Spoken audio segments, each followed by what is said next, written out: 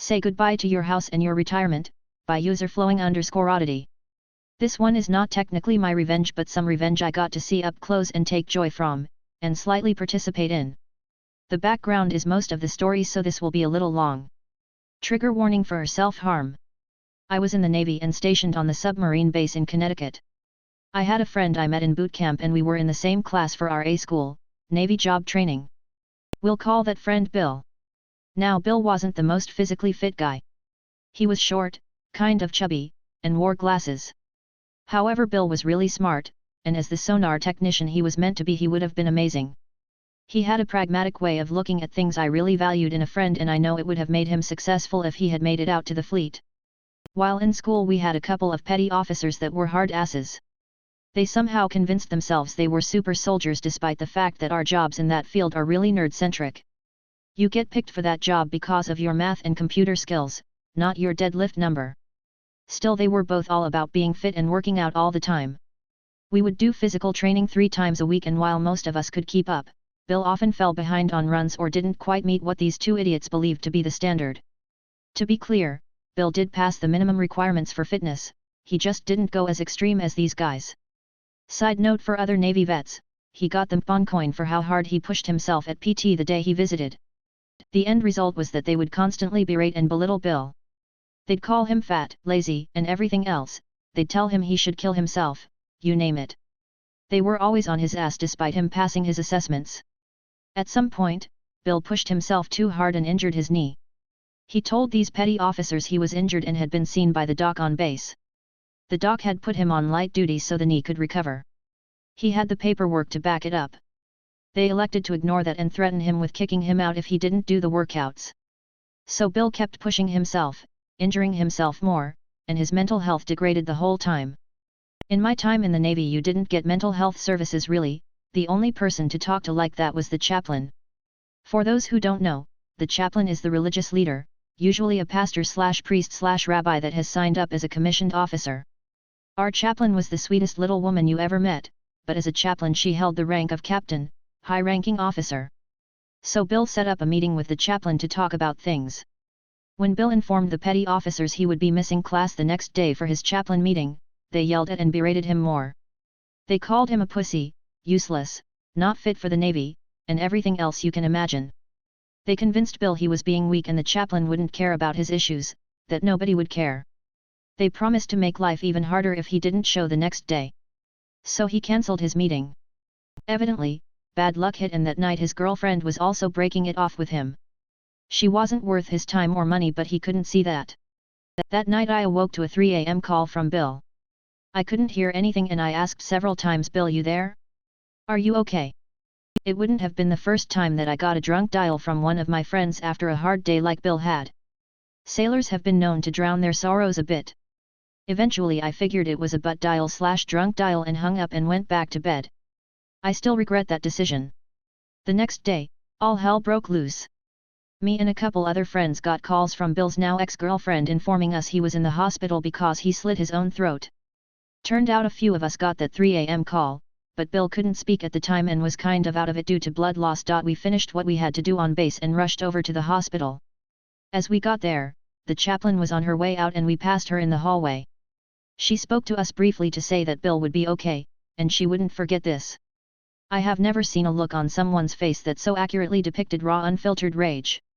It took us all by surprise because she was such a small, sweet, and personable lady. But the look in her eyes, you could just tell she wanted someone to pay for this, she wanted revenge, and we all knew she wore the kind of rank that could get it done. We visited Bill, who could barely talk, but he told us the story of what had happened, what he was thinking at the time and how glad he was it didn't work.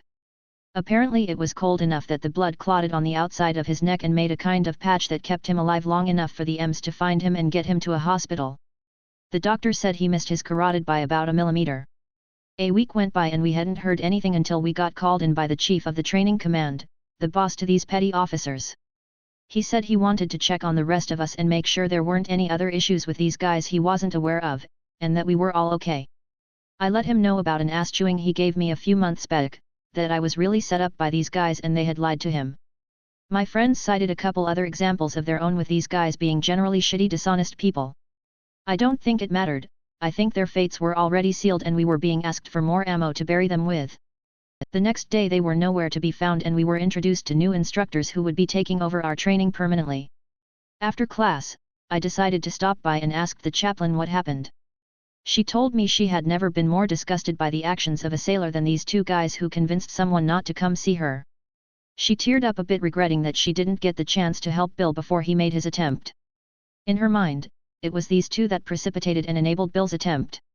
So on to the revenge. The chaplain told me she went to the admiral in charge of the entire base, and demanded their immediate discharge. He granted it. Both petty officers were immediately processed out with dishonorable discharges. I can't remember the exact charge I heard they cited for it, but I know the Navy has a way of selling BS on paper when they want a certain outcome. Especially officers at that high level. So basically they get no VA benefits of any kind, got kicked out of the base housing they lived in, and could probably only find work at a gas station or under the table stuff somewhere. Also I know from someone else who got the boot that the Navy only pays for a single bus ticket to get you back home, not your family or any of your belongings. When you have a discharge like that, no company with DOD contracts is allowed to hire you. That includes McDonald's because they have stores on bases throughout the country. Taco Bell, Subway, etc. None of them will give you a job. They can't and they don't want to anyway. So I don't know where these guys went or what become of them, but I know their lives were irrevocably ruined. One of them had about 18 years in, so he was 2 years from retirement and lost it all. The other was at about 12 years, so he also lost a lot wherever they are now. I'd be very surprised to hear they're making more than minimum wage. As for Bill? Well, he made a full recovery, he got a full medical discharge. Which is an honorable discharge that meant E5 pay for the rest of his life, full benefits and a referral to a counselor in his home state once he got back there. All paid for by the Navy. We lost touch over the years but I did see on Facebook he got himself together, became a police officer, and got married. Edit to add. For those who have pointed it out, their discharges were actually auth but I didn't want to have to explain the difference or have people Google it. We always used dishonorable colloquially for auth/BCD because they all mean you got the boot and your life is gonna suck. But no, they didn't do full CM or any brig time, but I did hear they pushed it to ASB and lost. Also saw someone pointed out Bill wouldn't get the medical at 100% for his neck, that's also true he wouldn't have but they wrote it up for his knee cause it was basically bone on bone inside. I think they decided to do him a favor and not put him down as a mental health discharge. This is what happens in my town, by user Emperor Nabik.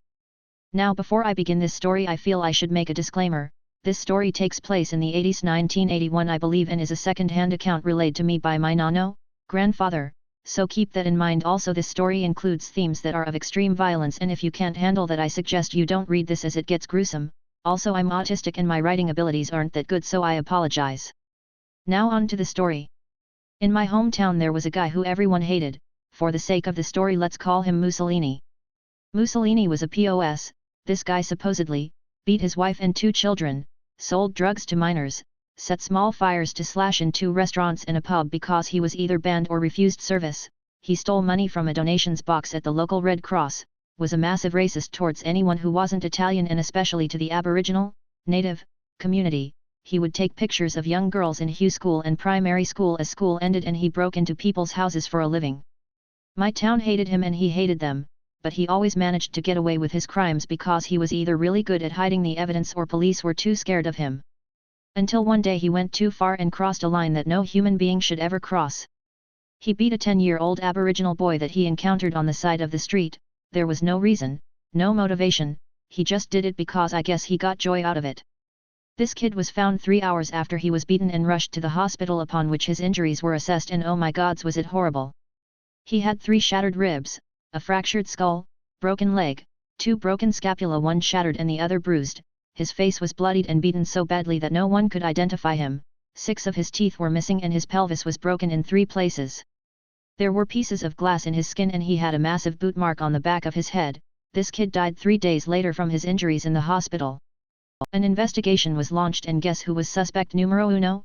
Mussolini. To cut it long story short, he was put on trial and found not guilty by the jury. For context, my hometown has one of the highest concentrations of Italians per capita in Australia. About 80% of the population is either Italian or of Italian descent, myself included, and my hometown has been known to be very racist towards non-Italians. so much so that in the 80s and 90s any one Italian would be more likely to get the best of the crop, so to speak, and unfortunately in this case this worked to Mussolini's advantage. He got no punishment. I can imagine this angered the Aboriginal community, and it probably did, however no one could do anything about it. The revenge. Many of the townspeople had finally had enough of Mussolini, and he had gone way too far, so they decided to punish him for his crimes against this child. Now some of you who have read my mentioning of my hometown's heritage, and some of you may have joked about it in your heads, well, let me assure you, those jokes are fact. You see, my hometown has a not-so-open secret. My hometown is the headquarters of the Calabrian Mafia, the Ndrangheta, within Australia, allegedly. When all of this happened, the town went to them and asked them to teach Mussolini a lesson, so to speak, and 5 weeks later Mussolini disappeared and was never seen again.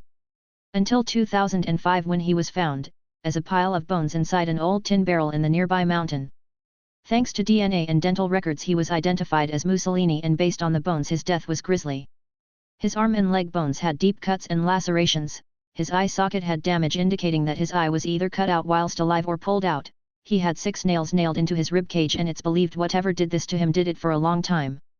For all of you wondering, the official cause of death was interesting: death by dingo attack. Who knew?